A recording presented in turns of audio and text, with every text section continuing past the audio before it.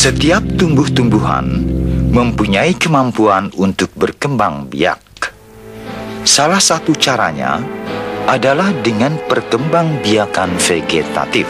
Gunakan organ pertumbuhan tanaman merupakan alternatif dalam upaya untuk mendapatkan tanaman baru yang mempunyai sifat sama dengan induknya. Perbanyakan tanaman secara konvensional atau tradisional umumnya masih memerlukan waktu yang cukup lama dan membutuhkan tempat yang sangat luas. Misalnya, mencangkok,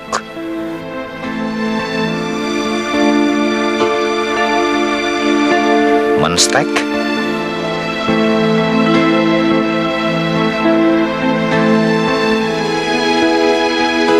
dan okulasi.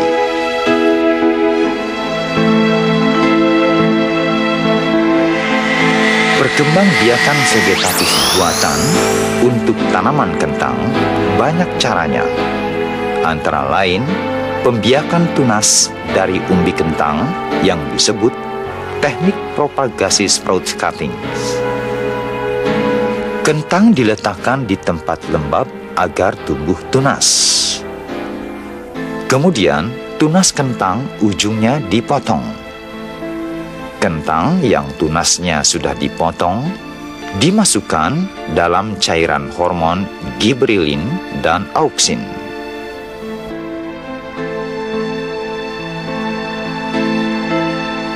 Hormon gibberellin menstimulasi kambium dan perkembangan xilem, sedangkan hormon auxin berpengaruh dalam pengembangan sel dan pertumbuhan akar. Setelah direndam beberapa saat, kentang diambil dan diletakkan di tempat lembab agar tumbuh tunas. Tunas akar kentang yang telah tumbuh dipotong ujungnya.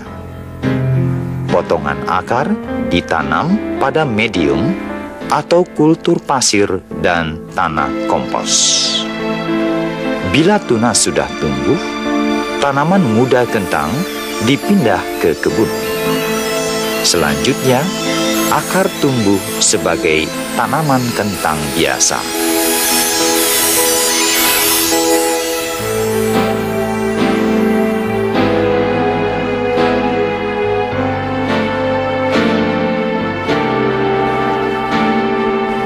Untuk menjawab tantangan zaman, dewasa ini salah satu bidang bioteknologi yang sedang dikembangkan adalah kultur jaringan. Banyak manfaat yang diperoleh dari teknik kultur jaringan ini. Di antaranya adalah untuk perbanyakan tanaman secara mikro atau propagasis secara mikro, kemudian untuk perbaikan sifat tanaman, untuk menghasilkan zat-zat metabolisme sekunder, dan untuk membantu metode pemuliaan secara konvensional. Untuk mengenal lebih jauh apa dan bagaimana kultur jaringan, diperlukan beberapa tahapan. Tahap pertama adalah persiapan media. Tahap kedua adalah persiapan bahan tanaman. Tahap ketiga adalah penanaman eksplan atau bahan tanaman. Tahap keempat, penumbuhan eksplan. Dan tahap terakhir adalah aklimatisasi atau pengadaptasian hasil kultur. Ada bermacam-macam zat pengatur tumbuh, tetapi yang banyak digunakan untuk perlakuan di dalam teknik kultur jaringan adalah dari jenis auksin ataupun dari jenis sitokinin. Bermacam-macam auksin yang digunakan misalnya indol asetik asid atau IAA, naftalin asetit asid atau NAA, dan indol butyric asid atau IBA. Selain itu biasanya kita juga menambahkan 2,4-D biasanya untuk penumbuhan kalus. Sitokinin yang digunakan biasanya adalah BAP ataupun kinetin dan zeatin. Namun seperti kita ketahui bahwa zeatin sangat mahal harganya. Setelah larutan stok kita siapkan, biasanya dilanjutkan dengan pemipetan sesuai dengan komposisi atau konsentrasi untuk setiap liternya. Setelah unsur hara makro atau stok A sampai dengan F, kemudian sukrosa kita tambahkan, kita tera menjadi 1 liter, kemudian kita ukur pH-nya sekitar 5,8 sampai 6. Sebelum kita masak, biasanya larutan tersebut kita tambahkan dengan pemadat kalau kita menggunakan media padat. Seandainya kita akan membuat media cair, biasanya kita tidak menambahkan pemadat. Setelah itu larutan yang sudah ditambahkan dengan pemadat kita masak sampai mendidih. Setelah mendidih kita tuang ke dalam botol sesuai volume. Biasanya pada 1 liter media akan menghasilkan kira-kira 40 sampai 50 botol kalau kita menggunakan botol. Tetapi kalau misalnya kita menggunakan tabung reaksi, biasanya untuk 1 liter media bisa menghasilkan 70 liter tabung reaksi.